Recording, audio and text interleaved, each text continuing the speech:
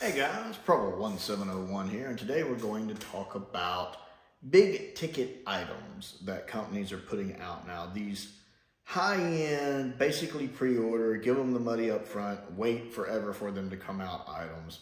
Like Hasbro's HasLabs, and so many companies getting into this now. And is there so many of them going on between the different companies to where it's hitting people's wallets so hard that it's causing some of them to fail? Because we see so many people doing them now. The first one I really remember, well, actually the first one I really remember was the Mattel doing the Classics Castle Grayskull, which I own. I mean, you did that just as a pre-order and you paid when it shipped, although I think they kind of got their butt handed to them on that, which is why they didn't do anything like that afterwards.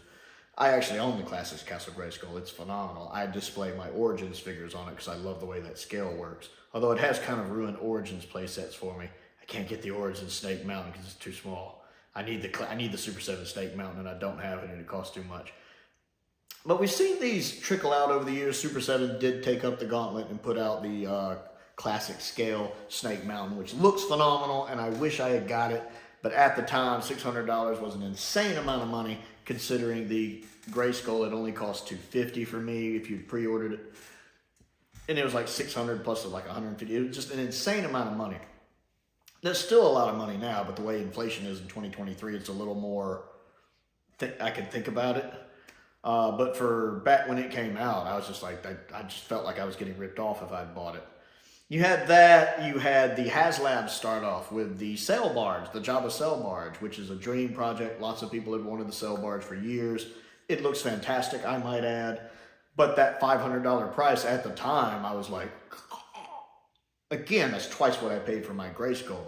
You know, that was more a $300, $350 item, the way my collector mind worked. Whereas now you see that, and you're like, hey, $500, you know.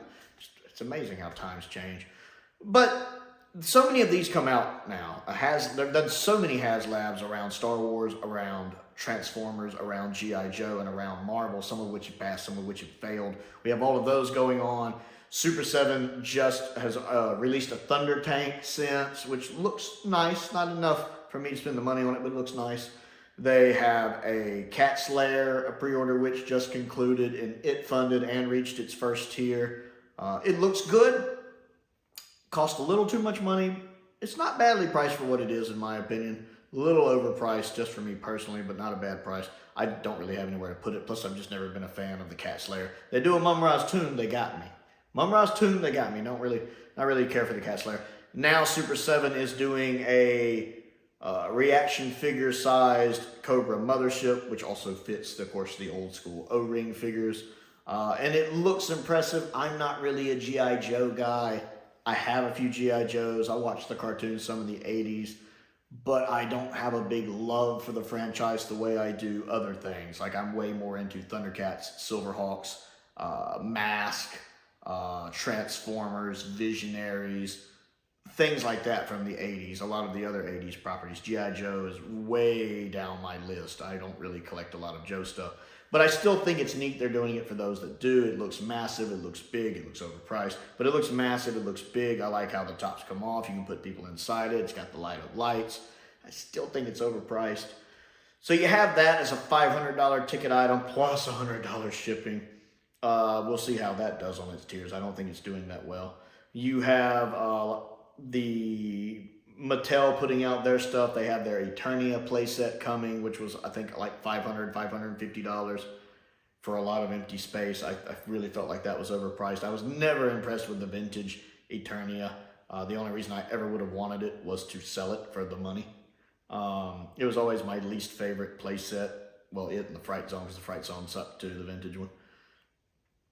And then they're also putting out their Snake Lair, which is neat. I like the fact that they are putting out a Snake Lair because I love the Snake Men. The Snake Men are awesome.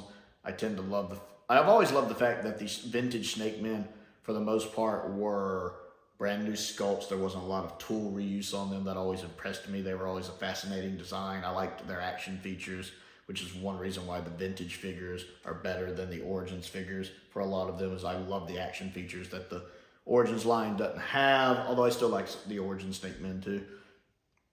So we have their play set coming for the Snake Lair. We don't know what it'll cost yet. It'll still probably be too small, in my opinion. I really wish they'd do it classic scale so I could really get a sense of scale with it, because I'd be willing to pay like $300 or $400 for that.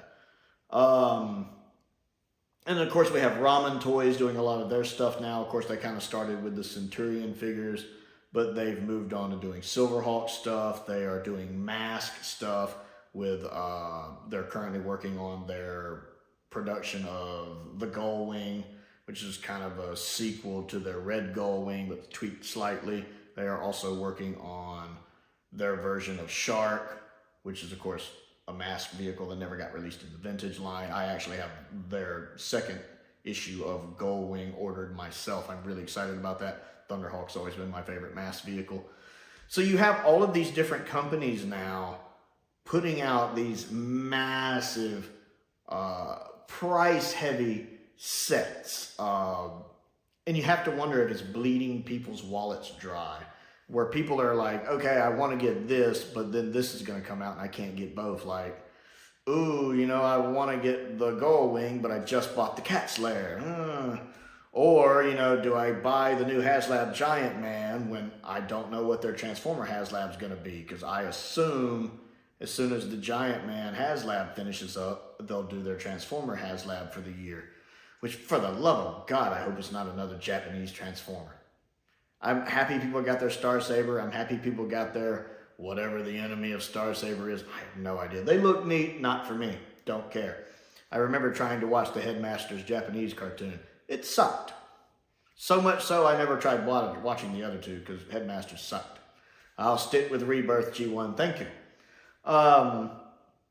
So hopefully they'll actually do a character that people would actually want. Like, I would throw down some money on a really good Devastator. I mean, I love my Combiner Wars Devastator. It's awesome. But like, if you did like a third party $300 or $400 badass Devastator, I might be like, well, me and my money are soon parted. You know, I don't know what they could do next for Transformers that would really grab people's attention. Maybe a really badass Power Master Optimus Prime that's actually worth the money. Like, not just a retail junk Power Master Optimus Prime. I mean, the best Power Master Optimus Prime ever made to me is still the G1 one. I love it. But if they actually, like, did like a badass Power Master Optimus Prime, I would be on board with shelling out, you know, $250 for that, because I love Power Master Optimus Prime. I don't want just another Optimus Prime, but I love Power Master Optimus Prime. So if they did like a set, like maybe a really good version of all 4 of the 87 Headmasters for a good price, you know, like, I don't know what a good price would be for that, but a good price, I might be in on it. I actually do enjoy the G1 Headmaster figures, the 87 and the 88s.